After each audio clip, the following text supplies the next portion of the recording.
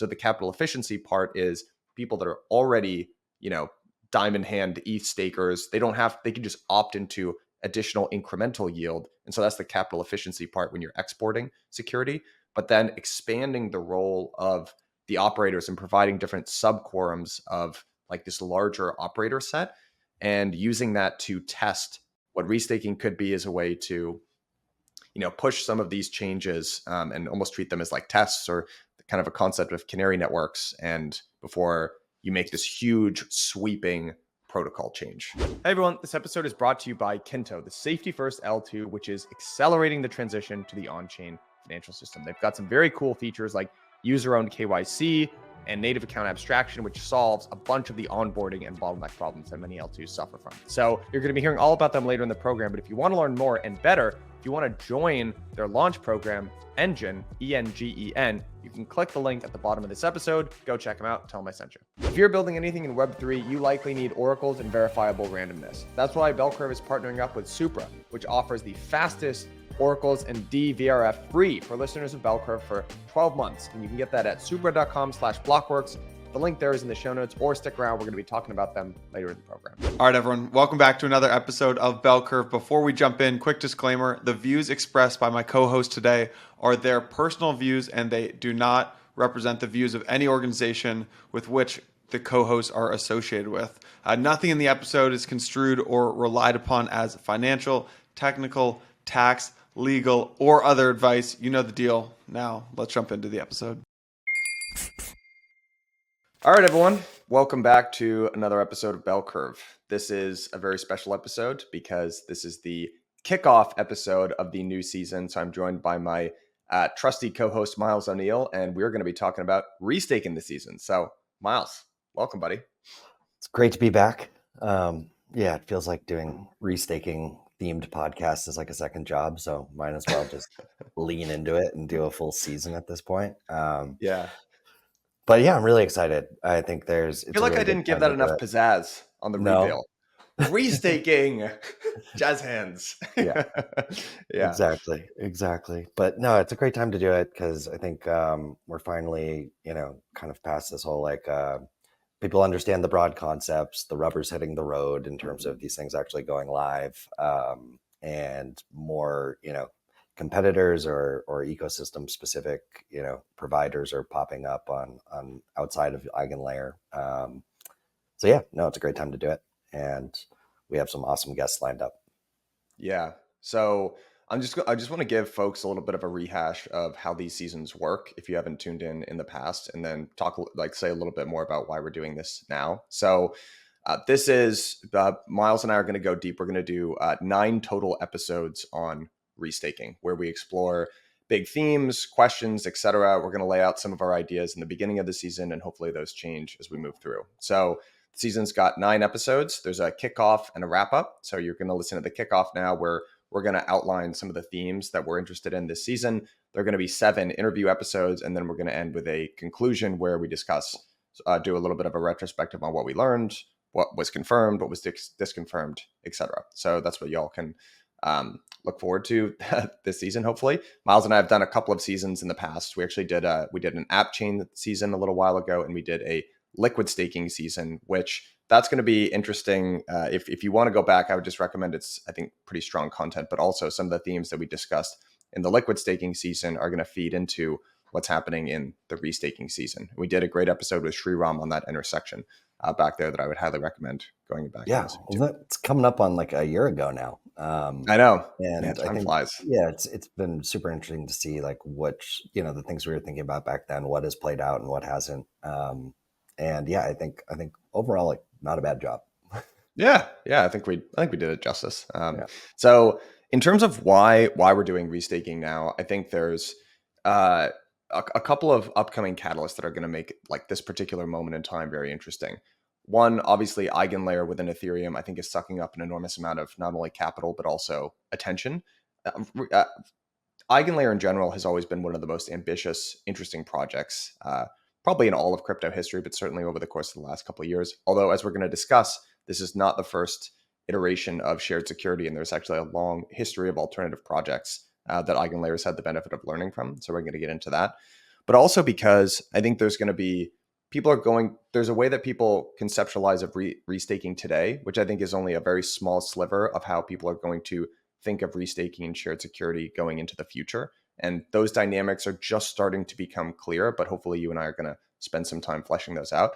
Also, we've just caught whiffs even in the last couple of weeks.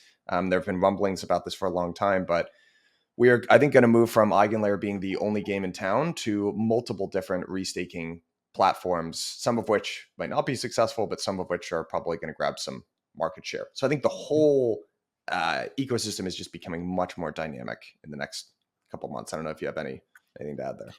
No, I totally agree. And I think we can dig into, basically what use cases for restaking make the most sense across these different ecosystems. And I think that's still one of like the most emerging open questions. But yeah, lots to dig into. Cool. So I'm going to give a little bit of an overview of these topics that we're going to be discussing this season, and then we can just dive in one by one and go for as long as feels fun. So just some of the stuff that Myles and I are interested in digging in terms of themes is one, the shared security history and the value proposition. So as I said just a couple of moments ago, Eigen Layer is the latest iteration on shared security, but it is not the first. There have been a number of iterations in the past, including Polkadot, multiple different iterations over in Cosmos land, interchain security and mesh security. And now we've got Eigen Layer. So we want to do a little bit of a retrospective on what worked, what didn't work in past iterations of shared security, and what we can maybe learn from that and what Eigen Layer can improve on. We also want to discuss the value proposition of shared security. So what is shared security and what are the different components that are attractive for both the shared security provider, but also on kind of more the demand side of that equation. We're going to spend a lot of time talking about the market structure. So you have a really great framework, or way of describing this, kind of like a shared security marketplace where there's a supply side of stakers that want additional yield, but then there's also a demand side of AVSs or protocols that want to be essentially purchasers of shared security. So we're going to spend a lot of time getting into both the supply side dynamics of the market and then also the demand side as well. We're also going to talk a little bit about liquid restaking economics. So these are essentially economic agreements that AVSs or purchasers of shared security are entering with providers of that shared security. And the devil really comes down to the details. And when we get into the retrospective of what worked and most importantly, what didn't work in past iterations, a lot of it actually comes down to some of the economic assumptions that went into early iterations like Polkadot. And if you mess that up, it can be pretty challenging. I think the other interesting dynamic that's emerging there is around this idea of dual restaking. So having multiple different tokens. Most recently, Eigen is positioning itself as an intersubjective work token, the phrase that has already launched 1,000 podcasts, but we're going to try to get into just doing a quick rehash of what that is, but also explaining trying to maybe speculate a little bit about how the demand side of the marketplace is going to, differentially want, Eigen restake security versus ETH or other asset denominated restake security, So, and then finally, we're going to talk a little bit about what we're calling, we got to come up with a definitive brand for this, but like internal versus external restaking use cases. So everyone today primarily thinks about the exporting ETH use case, or exporting security to other maybe Cosmos chains. But there's also a very important use case for ETH, which is actually more endogenous, looking inward and using restaking to improve parts of Ethereum or Solana or whatever the underlying base layer protocol is. And there's an analogy to MEV Boost there. We're going to talk about the impact of restaking on the ETH validator set. And one of the underlying, something that's happening alongside this whole restaking discussion is this argument around, or debate around minimum viable issuance or some sort of stake rate targeting, something like that. So we're going to discuss how that intersects with everything that we're talking about. And then finally, we're going to talk about restaking platform positioning. So when Eigen Layer is not the only game in town anymore, how are these new entrants going to compete with the incumbent? That is as long as I can possibly monologue. that is all the stuff that we're going to be discussing. So Myles, can you, I was going to take this, but I'm going to turn it over. Take a break. Jesus, that's a lot of my own voice. Could you just describe, let's start with that first bucket, which is the shared security history and value proposition. Can you just start with a quick definition of shared security, and then we can get into some of the past iterations? Yep, absolutely. So shared security, what's a decent definition? This is basically you're hoping to increase the capital efficiency of standing up new networks by reusing a set of operators and capital staked to those operators. That is the kind of one-liner, but I think there's a lot to dig into there. I think in general, there are services that have off-chain components to them. And if those off-chain components are completely centralized, then they can, any customer that uses that service is kind of undermining its own trust minimized, value prop, right? So a great way to, a great use case for restaking is to, okay, we want to provide the service. We need to do something that's off-chain, right?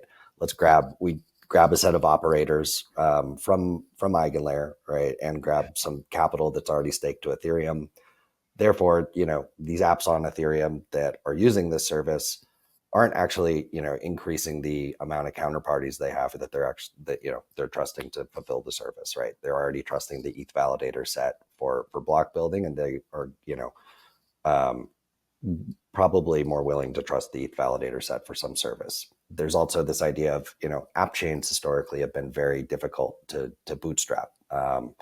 Going out and finding, validators that will take interest in your protocol, enough interest to stand up new machines and buy, get a bunch of tokens staked to them, has kind of limited, I guess, the market for app chains so far. And so, yeah, those are the two, I think, external use cases. Those are really what we're seeing in the market right now. A combination of stateful AVSs. So these are chains that maintain state, like we've seen, basically as many app chains built on Eigen Layer as we have, frankly, launching on their own in Cosmos in the past year. And then we have, these stateless sort of services, right? That's just an operator set with some consensus around, to check each other on the job they're doing with slashing, right? So that's things like Eigen DA and something like an Oracle service.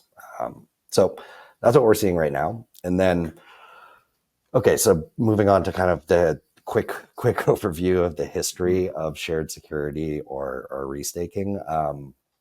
As you mentioned, I don't think EigenLayer is necessarily the creator of this concept, but they are a category creator in the sense that they are the first ones to really specialize in restaking, meaning like they are a specialized provider of restaking, and specifically on Ethereum, which is the biggest, set of proof of stake capital and operators, right? So they're bringing like a specialized version of this to really the largest market. But this is not a new concept. We've seen this starting going all the way back to Polkadot, right? Their entire architecture kind of centered around shared security. And I don't know if they didn't call it restaking, but there are a lot of similarities, right? Cosmos Hub created ICS, and that is definitely a form of restaking. That is, I would argue, even like getting even closer to what EigenLayer is today, right? There's governance involved. Validators all opt into running a new chain. And I think with those two in particular, the difference between, I think, the positioning of EigenLayer and the design of EigenLayer to Polkadot and Cosmos ICS is that I think EigenLayer recognizes that there are times where you want a more flexible and lightweight way to go spin up, an off-chain network full of operators and get, a portion of capital restaked to it. Versus, I think Polkadot and Cosmos ICS are much more permanent sort of long-term decisions and, a little bit more rigid in their structures. It doesn't have this, inspiration of AWS that EigenLayer has, where you can come in and just spin up basically security on demand or buy it in, sort of like fixed durations and amounts, similar to spot versus fixed pricing for AWS, right?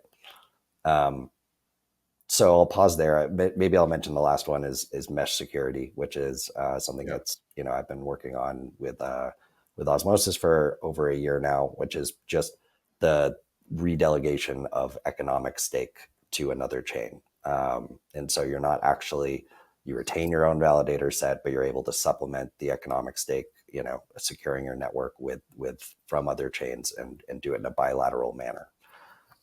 So if you look at the combination of like what mesh gives you and what ICS gives you, I think Eigen Layer has components of both, and you're able to use it in a little bit more of a flexible manner.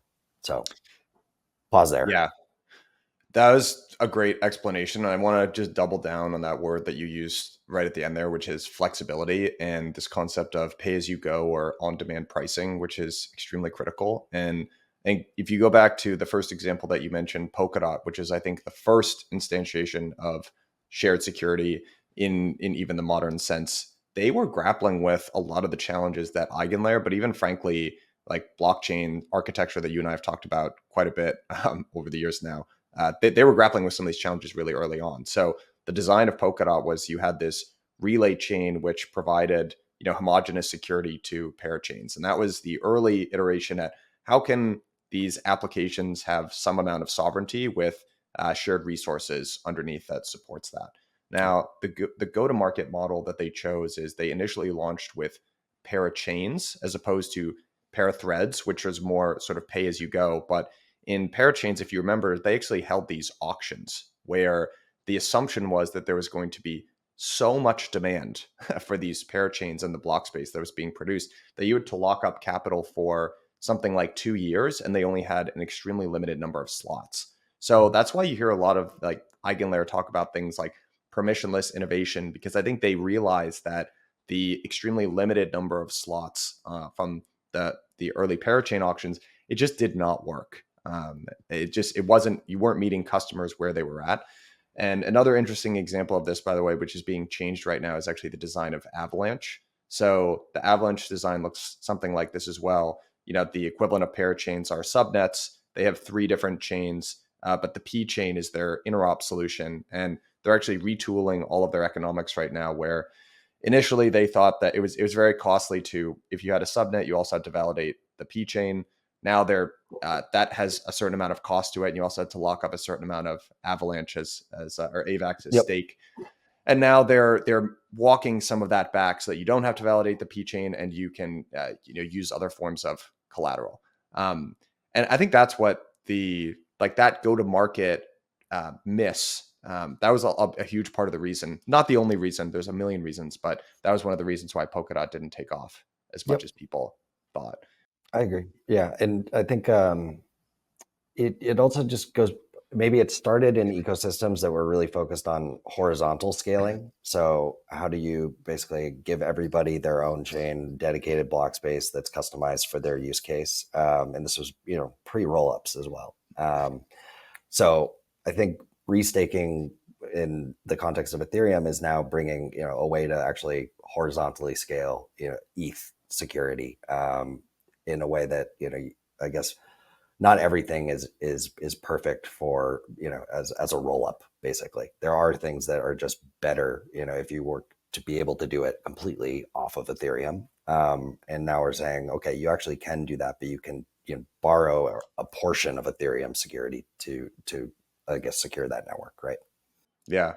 And the other thing too is back then, and probably still now, there are Polkadot maxis, and just like there are people who love their Ethereum, they don't want to surrender that Ethereum either, right? So that capital efficiency point that you mentioned at the top of the episode is really critical, because in the parachain auctions, remember you and I'm pretty sure we aped into a call or something like that. I have no idea what happened to that, but it wasn't like, one of the other improvements is this capital efficiency idea where you still have the ETH, maybe it's a liquid staking token or something like that, but you're still holding onto your ETH and you're opting into incremental yield, where I can't really remember the mechanism here, but you actually had to send your Polkadot and get the promise of, a call or whatever the token was. So I think that was another challenge.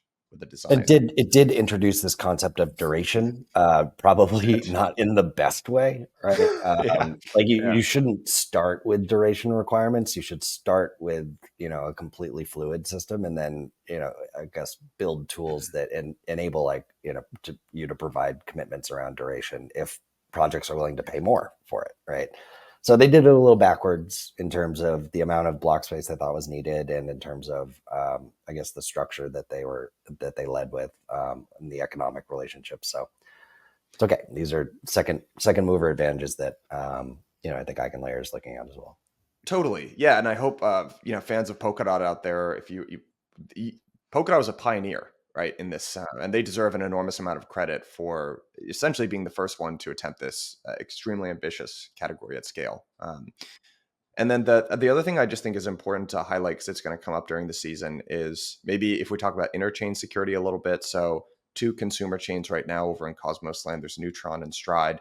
In addition to the sort of economic security, there was also some protocol owned liquidity and almost like a loan, right? Where for something like Stride, creating liquidity between Atom and staked Atom was an additional component and value proposition of that deal, right? Yeah, So, I think there's a softer value prop of shared security, or like of alignment, and I think what that means is that, as an external network, you're kind of hoping to capture mind share, which leads to users and liquidity from the, consumer chain that you're renting security from. And I think in Cosmos, we've seen that much more explicitly done, right, with liquidity loans. And that makes sense, because I think the Cosmos Club has governance. I could see maybe Eigen Layer or LRTs looking into that at some point, but Ethereum itself, right, doesn't have the ability to provide like liquidity. But it is interesting where you go from that soft sort of, fuzzy concept of alignment to something much more tangible. And yeah, I could totally see that playing out on Ethereum as well. Same. And maybe just to close this, I think one thing that you and I should be poking at a little bit this season is there's sort of the explicit stated reason for why an AVS or protocol might want to, purchase economic security. But then there's also this more narrative alignment, or even explicitly growth argument for why you would want to be an AVS. And an analogy would be just like everyone wanted to be an ETH rollup, 6 months ago, because you were sort of buying into a narrative and attention and all that stuff. There definitely is an element of that going on in restaking land as well. Right. And maybe the last thing I'll say is, like, we can totally see, let's say, borrowing security, right, lowers the upfront costs of bootstrapping security. And I think over time, it doesn't mean you always have to be a consumer of security, right? You can just lower those upfront costs, pay them over time, and then graduate to, more and more ownership of your network. And that actually hasn't really played out yet in Cosmos, but I think with all these flexible token models, we'll start to see, if that's actually a reality or not. Hey everyone, this episode is brought to you by Kinto, the safety first L2 with user-owned KYC and native account abstraction that is accelerating the transition to the on-chain financial system. Now, we've been talking about Larry Fink on this program and how he's been shouting the good word about tokenization to all of his buddies on Wall Street. This is happening. And the very cool part about Kinto is that they are built to accept a whole bunch of assets and a whole bunch of users from the traditional financial system, which current L2s have done an okay job, but there's a lot of room for improvement for onboarding. So it features very nice things like user-owned KYC and native account abstraction that solve some of the biggest blockers around mainstream adoption, namely security and user experience. You can become a founding member at engen.kinto.xyz. If you believe in this on-chain financial system, join Kinto's launch program and thank me later. Cheers, guys. And the link, bottom of this episode. Click it now. Hey, everyone. This episode is brought to you by Supra, delivering the freshest Oracle price feeds across 50 plus blockchains. When it comes to crypto, speed and security are both critical. And luckily for y'all, Supra has you covered on both of those things. Be that for liquidation triggers, critical price levels, whatever it is, Supra's got your back. The other great thing about Supra, they love listeners of Bell Curve. So they're going to hook you guys up with 12 months of free Oracle services and verifiable randomness. They call it DVRF, decentralized verifiable randomness. So 12 months free. You just got to go to supra.com/blockworks. Two more cool things about Supra. They're really secure, easy to integrate. They run on 12 times lower gas speeds than other Oracles out there. So you're going to save on that as well. And if you're listening and you know builders that need services like Supra, you can actually refer them and get $1,500 in referral. So to get all of these goodies, you just got to go to supra.com/blockworks. And again, the link there is in the bottom of the show notes. Click that so I know that I sent you. Cheers, guys. All right, let's move on to our next topic here, which is the market, just market structure around this whole area. So I want to say that there's a lot to get into here. You and I are going to spend a lot of time talking about the nitty gritty during the season, and I would also recommend, you and I did an episode on the liquid restaking portion of the market a little while ago on Bell Curve, and you did an excellent episode on Empire with Jason Westy, one of our analysts, and Brandon Curtis of Rio. So I would highly recommend, as a precursor to the season, going and listening to those two episodes, and we can link them in the show notes. But Myles, you want to just give us like a quick overview of the market structure and some of the questions that we're interested in asking? Absolutely. So, quick overview of the market structure. The supply side of Eigen Layer and all sort of these shared security providers is twofold. It is the actual operators, right? So it's the validators of a base chain, or could even be specialized operators, but you have operators, and then you have capital providers. So the depositors, right, that are deciding to, I don't know, it's not actually rehypothecating, but they're deciding basically to take on additional slashing risk with their existing stake to secure new networks. And then you have the demand side. And I think the demand side is twofold as well. The clear demand side are the direct purchasers of security, so the AVSs. But I think it's important to think about the demand side of those AVSs as well, and categorize this whole, both of them into this broader like demand side of these marketplaces. Because you want to design your marketplace in a way that's going to help those AVSs be successful with their own demand side, right? Or else there's not, whatever value is flowing back to those operators is not going to be around for very long. So I think it's important to consider both of those. Completely agree. And we're going to spend a bunch of time this season tackling the way we've structured our first couple of episodes, maybe to give listeners a little bit of a hint. So we're kicking off with Shriram, spoiler alert, and then we're going to spend the next two episodes diving deep into the supply and demand sides of the marketplace. And in particular, some of the most helpful content for me thus far around all of this has been listening to prospective AVSs describe the value proposition. And again, actually, to shout out an episode you and I did with Shriram and Zaki Manian of Sommelier, and he described from his seat on Sommelier why it was so valuable to be an AVS, and the benefit from his perspective of restake security. And I would highly recommend going back and listening to that, but hearing from the demand side of the marketplace about why this makes a lot of sense and is useful in their protocol design is some of the stuff that I'm looking forward to the most out of this entire season, I would say. Me too. And specifically, hearing from different types of AVS, users, both those that are doing it for pure capital efficiency, cost reasons, versus having their own app chain. And I think there's some more nuanced or like less obvious sort of demand sides that are more internal facing, as we kind of are trying to tease out here. Yeah. One thing that I would say I'm also interested in is as much detail as we can possibly get on some of these agreements in between LRTs and AVSs. So you and I have talked a little bit about the duration component of this, which is going to be extremely challenging.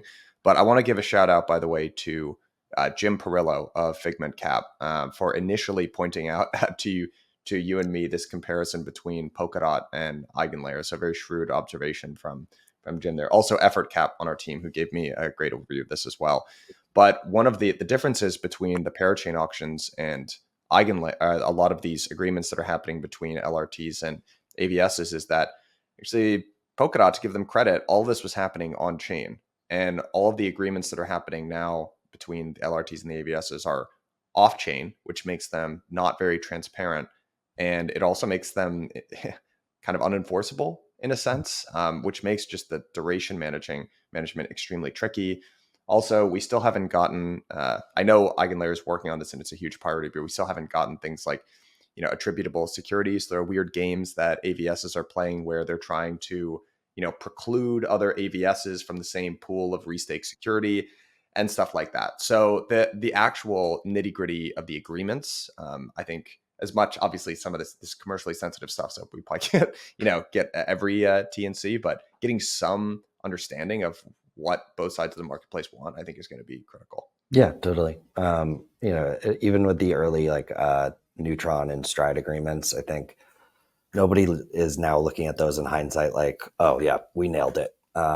It's typically these things start just, and I think parachains are probably the same way, right? Yeah. You start throwing things at the wall, and you start to see where the market shakes out, what's working, what's not working, and what infrastructure is needed to basically facilitate what people actually do want, which I think right now there's a lot of trust and sort of off-chain components involved, but it's just a function of the earliness of Eigen Layer and all the infrastructure in the ecosystem, right?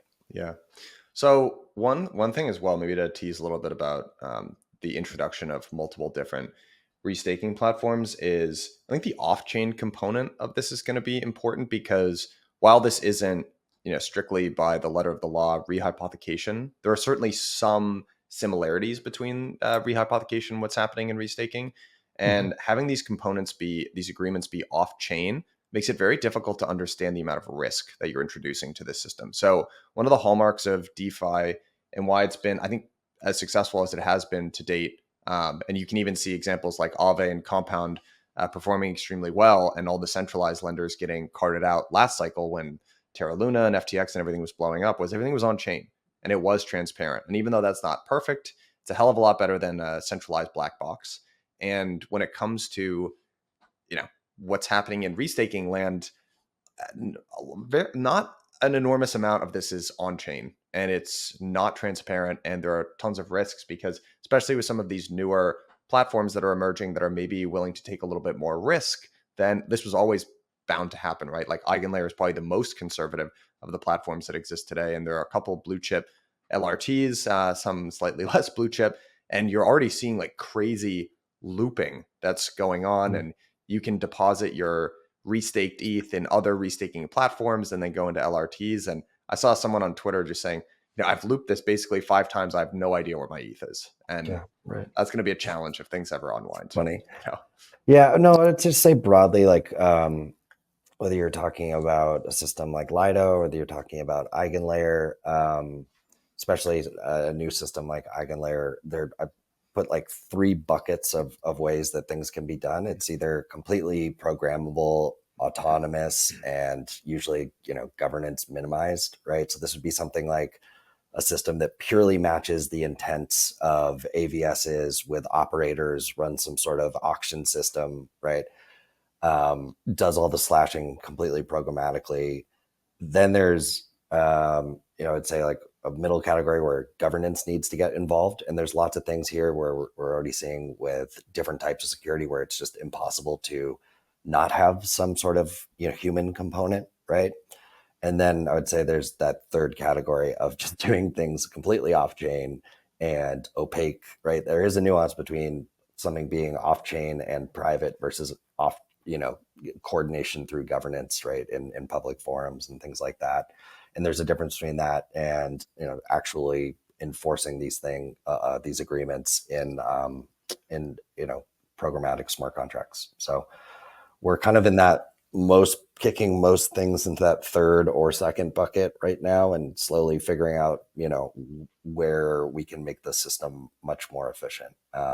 Because you don't want to make everything sort of programmatic and autonomous from day one before you even know what the market really wants, right? And then you have no ability to it makes it harder to shift.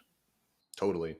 Examples of this are the training wheels that existed in Lido, with their still whitelisted operator set, but they're diversifying that over time with the the staking router. And then same thing with L2s, right? There's still upgradable contracts that are governed by multi-sig, but eventually the idea is that we're moving off those training wheels. And yeah, so I think that principle applies here as well. Totally.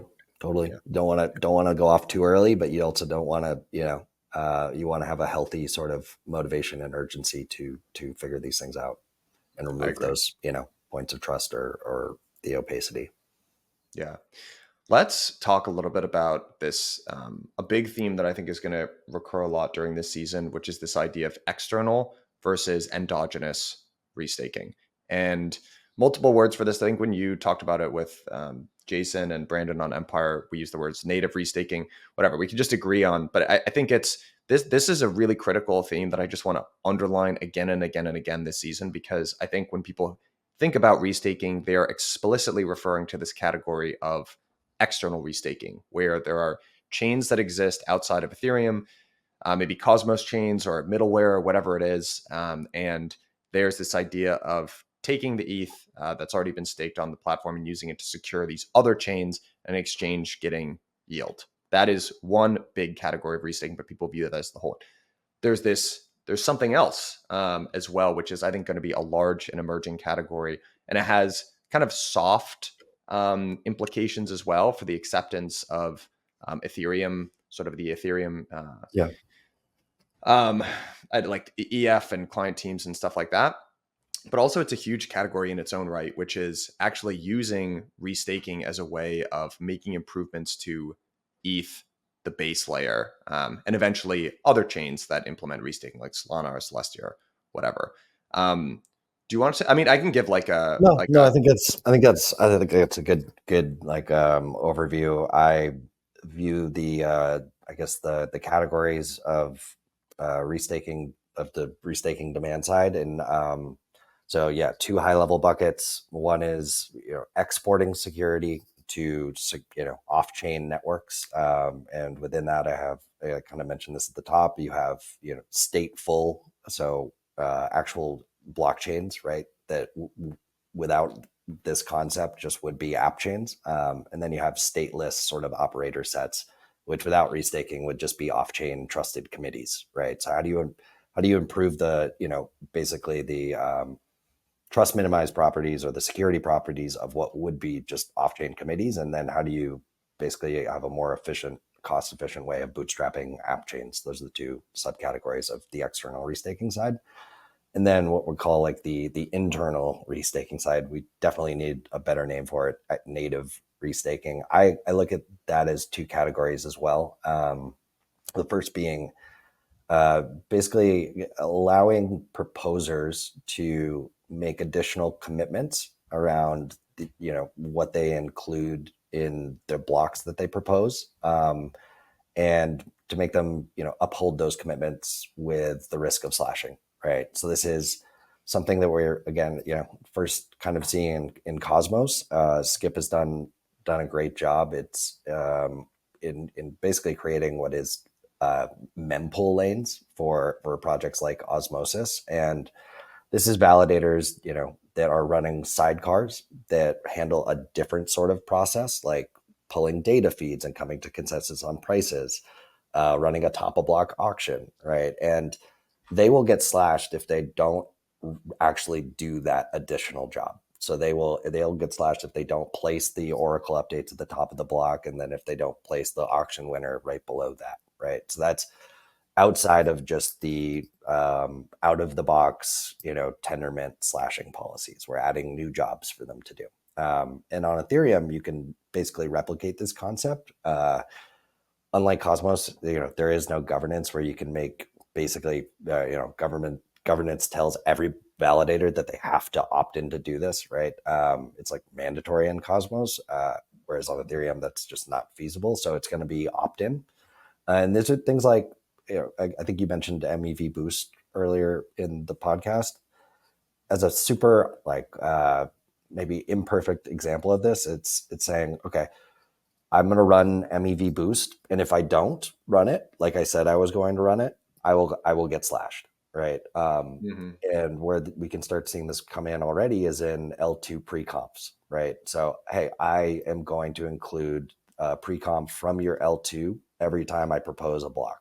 And if I don't, that's going to be an issue for the L2, right? Who's paying for me to do that? Then I will, be subject to slashing. And so, it's this broader concept of like additional proposer commitments made outside of the protocol. We had this concept of Pepsi that was introduced, I think, sometime last year, where it was talking about enshrining some of these additional commitments.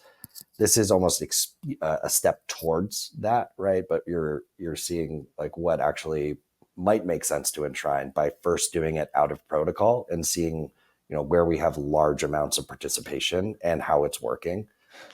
And I think that will actually surface a lot of learnings around whether or not, Ethereum should make some big roadmap decisions around pulling these things directly into the protocol. And okay, so that's the proposer commitment side of this native or internal restaking category. And then the other, maybe subcategory is that there are, I'd say, like single points of failure today, black boxes that, we are okay with because we haven't figured out a better way to do it. So this is something, I was talking to Zano from Jito. This is something like their auctioneer role, right?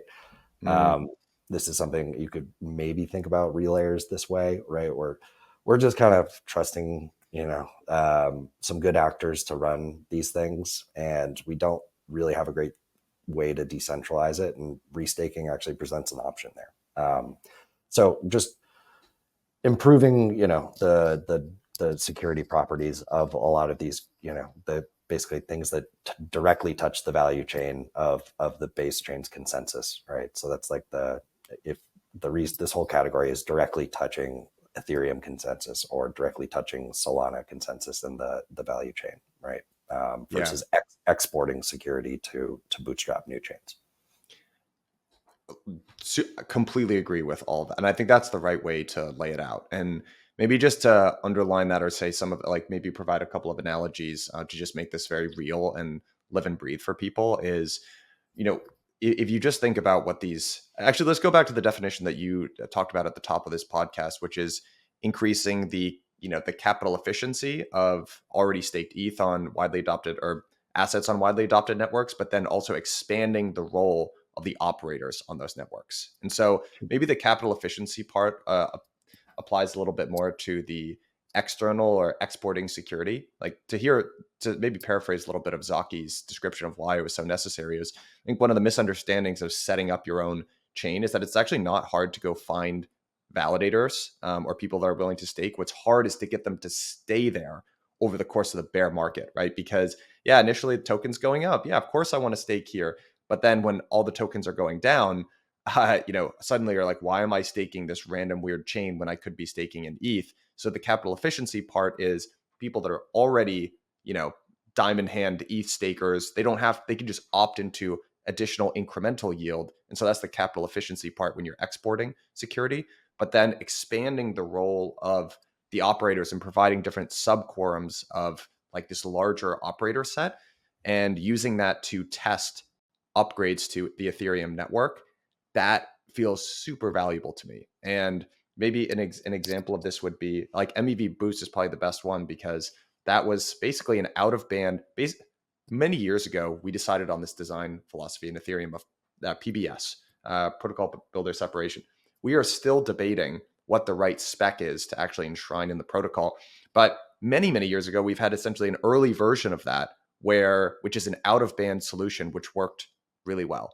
And an example of this actually could be even like if you look at something like the United States, where we have federal law and then states laws. And usually what ends up happening is before something moves up to federal law and you make some kind of big change at the ultimate level, which takes an enormous amount of political will and capital and all that type of stuff, you do like multiple different states law changes. And so what restaking could be is a way to push some of these changes and almost treat them as like tests or kind of a concept of canary networks, and before you make this huge sweeping protocol change, which is really difficult to do and really difficult to undo if you get it wrong. So exactly. It's like you can try to potentially solve some of the base layers problems like out of protocol, and then make a determination of whether or not, you should actually pull this into the protocol, because you can already see sort of the ripple effects of how this actually changes the market structure of maybe, the staking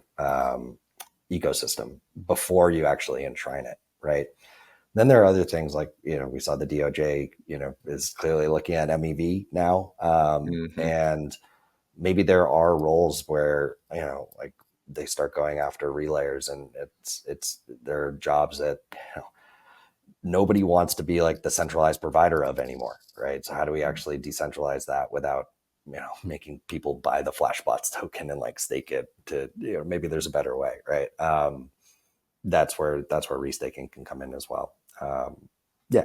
So I'm actually very interested in this other side of restaking that is, we're just starting to see now with some of the pre-comp stuff, but right, because pre-comps is another one. How do you solve like, L2 interop or L2 finality problems? You could provide pre-comps at the base layer, right? Yes, that's much more to get into there, but And you made this point earlier in the podcast, but this is why I think sentiment has shifted a little bit on Eigen Layer in general, which was, it used to be, hey, don't overload Ethereum's consensus, to now that folks have realized this endogenous internal improvement potential that Eigen Layer can unlock. Now we can maybe find a solution for a single slot finality faster. Maybe we can solve this fragmentation on rollups faster through pre-confirmations and base sequencing. Hey, like all of these changes that were many years ahead in the ETH roadmap, and we didn't even know were going to be possible, et cetera, et cetera. Maybe we can pull all of that forward many years in some cases, and that's worth some additional incremental risk.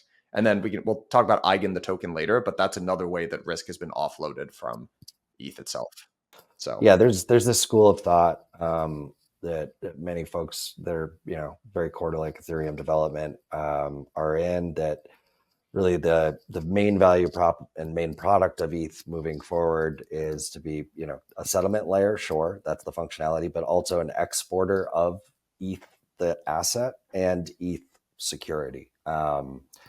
And if you were to say like put a target, right, of 25 or 40%, for staking ratio, which is being discussed right now, then, we'd very quickly basically get to 0% issuance yield. And so that will push more and more folks to restake, which, actually plays very well into this sort of school of thought or this strategy, which is, hey, we want ETH, the asset, exported to be, the money of the internet on rollups, but we also want ETH, the validator set, to, kind of export its security or to secure more of the ecosystem, right? That's the horizontal scaling sort of roadmap, right? And if the issuance goes to zero, then you'll be looking at MEV and restaking yield as the primary drivers of returns for stakers and operators. And yeah, I think that's very much at odds with a lot of folks in the staking community that really were not planning on capping or having this like a soft cap, right, via the target rate. So yeah, that's a spicy debate going on right now. very spicy, which is okay. That's let's get into a little bit. So let's take that phrase that you mentioned of exporting ETH the asset and exporting ETH's security model, which are different things, and talk about the impact that restaking may have on ETH's validator set. So there was a really interesting so the debate of minimum viable issuance or targeting some percentage of stake rate is basically, what is the appropriate amount of like percentage of stake that Ethereum should have, right? And at a very high level, what Ethereum stakers or validators are doing is providing a service to the network. They are securing the network, and you could look at them as external service providers. And so if you look at other proof of stake, like one of the big differences between Ethereum and other proof of stake networks is that it started proof of work and then it moved to proof of stake. So Ethereum's counterparts in Solana or most Cosmos chains, the stake rate is very high. It's something like 85%. And a design decision for those networks was to have in-protocol delegation of stake. Ethereum doesn't have that. It has a much lower target stake rate. And there have been a lot of debates about what is the correct percentage amount of like ETH that is staked. And some of this comes down to a technical argument about, well, how much should you be paying these service providers? They're providing a service to the network. Is ETH much more secure if it's 60% staked versus 25? And if it's not, then we probably shouldn't be paying all of this extra yield to take it. We're basically overpaying these service providers. Another component of the argument is ETH the asset. And do you, even if you're using a liquid staking protocol like Lido and you're holding ETH, you are now introducing a new set of, principal agent problems or smart contract risk or whatever it is, like some set of dependencies. And so maybe it's not quite as good as actual canonical ETH. And so there's this argument about who do we favor here? And I think there's a worry where if you could hold a yield bearing version of the native asset, then more people will opt into that. And maybe it's not good for Ethereum, the network, or B, maybe people don't understand the security concerns and you're introducing a lot of risk, etc. And so there have been these debates around, should we should we change ETH's issuance policy so that to discourage staking? So after some percentage, the issuance starts to tail off really dramatically, or in some cases could actually go negative. And I think that where this intersects with restaking is a concern, at least of mine in this debate, which I haven't seen addressed, which is the way that this would work. I think that this, if we were to implement some sort of target for stake rate where issuance trails off and goes negative, it might have actually the adverse effect that a lot of folks I've seen predict, which is, if you tail off issuance, then you're just going to disincentivize people from staking. They're not going to stake, and the amount of stakers go down.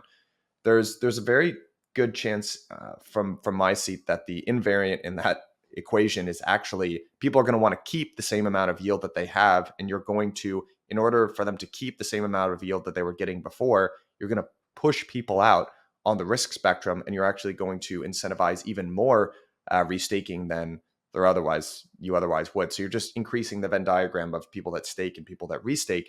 And the analogy to this would just be how monetary policy is conducted. This is interest rates, right? When you make interest rates lower, you don't limit the amount of people out there that are seeking a return. All you do, people keep the same return that they wanted, but you make them take more risk to achieve that same return.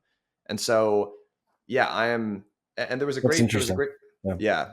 So I think that's, I would love to hear, by the way, if I'm just wildly wrong about that or thinking about that in an incorrect way, but that's what I would be concerned about.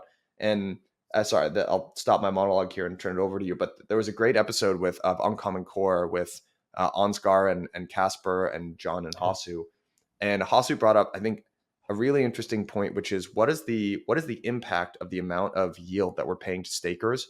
What impact does that have on the validator set? And how do we define what a good validator set is? Because one of the other challenges with MVI is that if you limit the amount of staking, then, or a yield that's getting paid to stakers, and only the largest, most profitable, entities that are leveraging economies of scale can actually stay in business. Yeah. So I think that's the tough trade-off. You want to limit something like Lido governance controlling 90% of all circulating ETH at some point, right? But you also want to protect home stakers or solo stakers, and I think folks have maybe correctly pointed out that this actually could be very tough for solo stakers because they are the ones who are least likely to actually be running I would say restaking operators as well. They're not. This is most of the restaking operators are professional, staking companies or any sort of like enterprise grade sophistication, right? And I won't comment like maybe on all of the MVI stuff right now. I would just say that it's interesting that the introduction of Eigen Layer. I don't know if it's because of the introduction of Eigen Layer or it just happened around the same time. People are really now taking for the first time actually measuring how much security they think they need.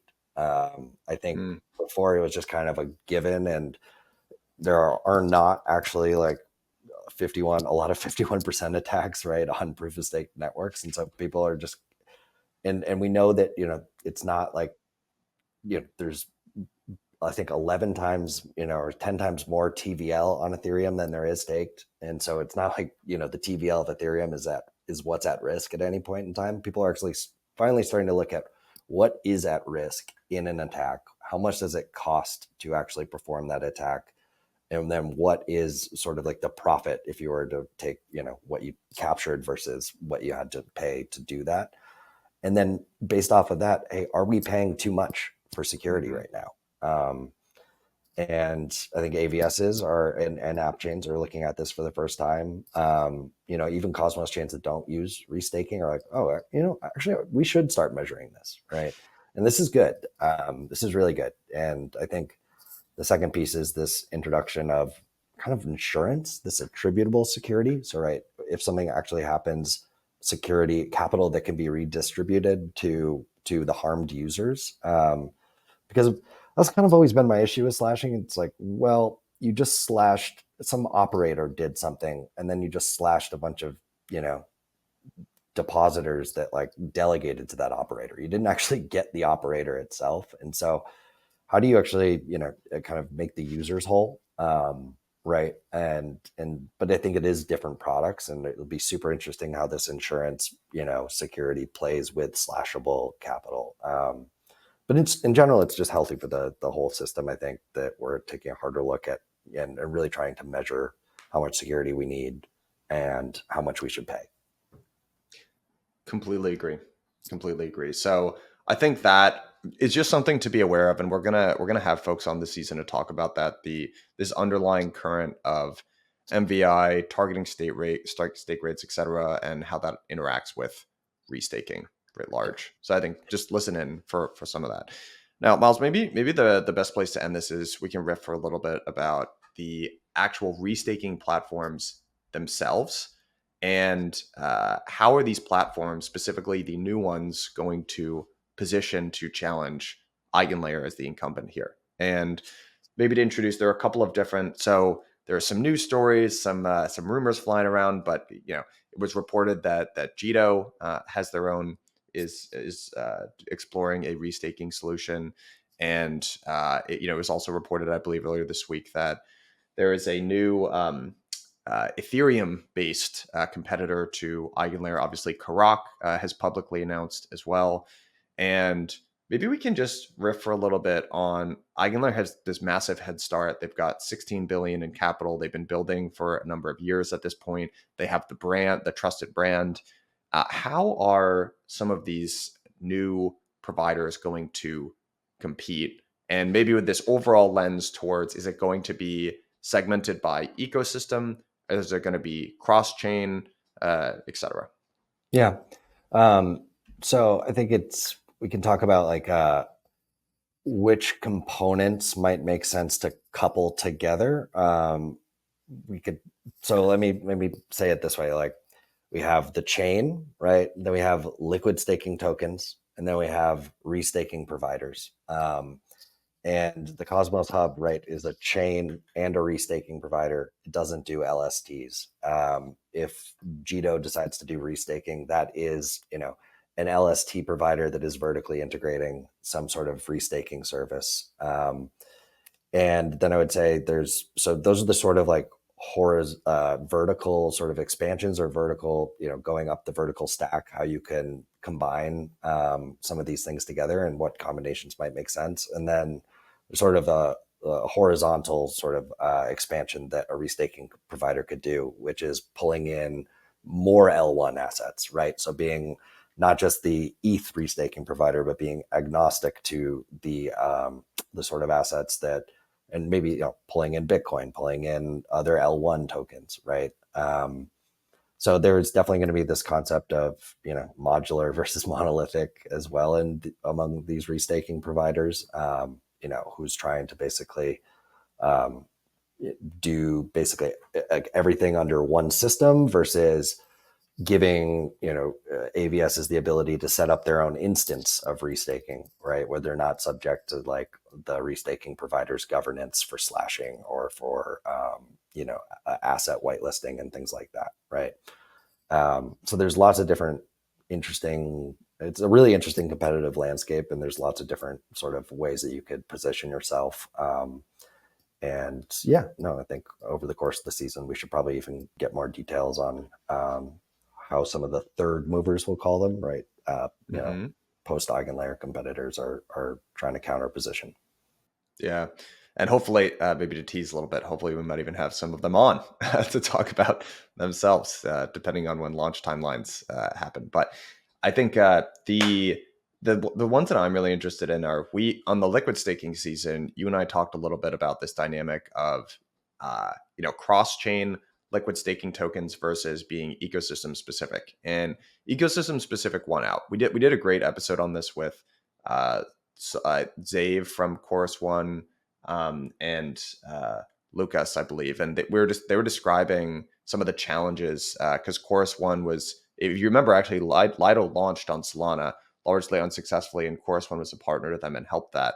And one of the big reasons why it was just very difficult for them to compete was the incentives that at the time it was Marinade they were able to dole out, and Lido is already focusing the vast majority of its firepower on its core market in Ethereum. And so there are these sort of mechanical reasons why it's been difficult for these like very critical, close to the metal infrastructure providers haven't been able to bridge the gap onto other chains as well. It's also, I guess, just there's this squishy alignment thing. Lido feels very, liquid staking is so close to the core. If I were the Ethereum protocol, kind of EF, et cetera, I'd be like, yeah, I want you to exclusively be doing this with us because this is a critical. I don't want. It would be much more resistant to it if you were this provider for other chains as well. I see what you're saying. Yeah, and I wonder if that's going to be the same thing with restaking. Restaking also feels extremely core to the function of the L1. So I kind of wonder if that dynamic is going to be different or it'll be similar or. Totally. I think it really comes down to what the demand side wants, right? How important is this idea of alignment? And I think if alignment is super important, and most of the projects want to be aligned to ETH, right? Then you probably want to focus most of your resources on building out ETH before pulling in, kind of spreading yourself thin across other ecosystems.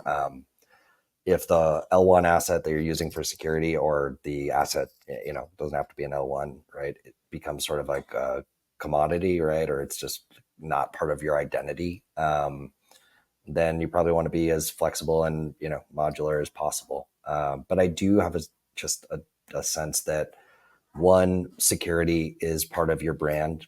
And so alignment does actually matter a lot. And yeah, I think we'll see on kind of how these systems end up looking, like what is the right combination of mixing and matching for what do you want to integrate? Like, should you have your own LRT, or like should you take an opinion on LRTs as a restaking provider, right? Yeah, Jito, like we see they're already a core player in the MEV pipeline and the LST market on Solana. How can they leverage that, right, to create the best version of restaking for Solana? Because that's the other piece. The use cases, right? Solana is not a roll-up centric, ecosystem, right? It's going to have different use cases for restaking than what we see on Ethereum, where a lot of the AVS use cases are providing, services to rollups, or rollups trying to decentralize certain components like their sequencer. So I think if you are a specialist, you're going to know where the best sort of use cases are and really lean in. If you're spread out across all these different ecosystems, you might risk, not being great and at targeting any single one. But at the end of the day, it is kind of the demand side that will kind of drive how this plays out. Man, that's so interesting. You're totally right about that. And probably the Solana versus ETH comparison is really interesting because exactly what I think people on Ethereum are excited about, base sequencing and like pre-conf to base sequencing. That on Solana, that's much less of a challenge. A, because there are less rollups, but B, because the block times are so much lower on Solana anyway, or so much faster. Whereas there are going to be other challenges where mean, you are starting to see some L2s on Solana, but they're also way less built out in terms of their auction infrastructure than something like Ethereum is. And yeah, so if this stuff on, I mean, Jito, it's got to be one of the most interesting projects in all of crypto, frankly, at this point to watch. So yeah, they're just doing really interesting stuff. Maybe to close here, two dynamics that we haven't expressly talked about are, I think one other something else that's going to play in here is whatever dual restaking model gets implemented, and how these different restaking platforms envision the role of their native token. So Eigen positioning itself as this intersubjective work token is extremely interesting. It remains to be, we haven't seen what the response is from the demand side of this equation yet. We don't have empirical evidence that AVSs are really excited to use Eigen as security. We don't understand how AVSs are going to think about Eigen as, versus ETH. So I don't know. I think that's just still a big question mark that we'll get Shriram's take on that, but we'll also talk to some of the AVSs as well. But we might just have to see how that plays out. Yeah. I don't think we didn't dive into we did an episode, I think, a week or two ago on the Eigen token. We'll do more. We'll definitely dive in a lot more. But yeah, to me, like the super interesting concepts that have been introduced by Eigen are outside of like the main restaking idea is this idea of having an intersubjective work token and the idea of attributable or security or like insurance that actually seizes and then redistributes the collateral. These are like big open questions that could be just as big as restaking itself. So yeah, we'll dig into it soon. Yep. I think finally, something else that is going to, put everyone's brain in a little bit of give everyone something to noodle on, is that it's not just restaked ETH that you can use this for. I mean, Karak's already brought up the idea of, using restaking with USDC, and there's really no reason why that wouldn't work. So I think which assets end up getting used in restaking, in addition to whatever that stake model is, also going to be super interesting. So. Yep. Yeah. Yep. I agree. That's funny because if you have some sort of like burn right for slashed assets, and you're using USDC, you're not actually slashing the underlying dollars there, right? You're just actually giving that free yield to Circle and messing up what is, mismatching like deposits to supply. So anyways, yeah, there's lots of nuances, but I think we'll we can dig into it. It'll be fun. Cool. All right, partner. This is going to be a great season. As I said, the first episode is going to be with Shriram airing next week, and then guys, this is going to be a really fun one. So excited to go on this journey, brother. It'll be a blast. Yeah. Yeah. All right, we got a lot more to come. Till next week. Yeah. Cheers all.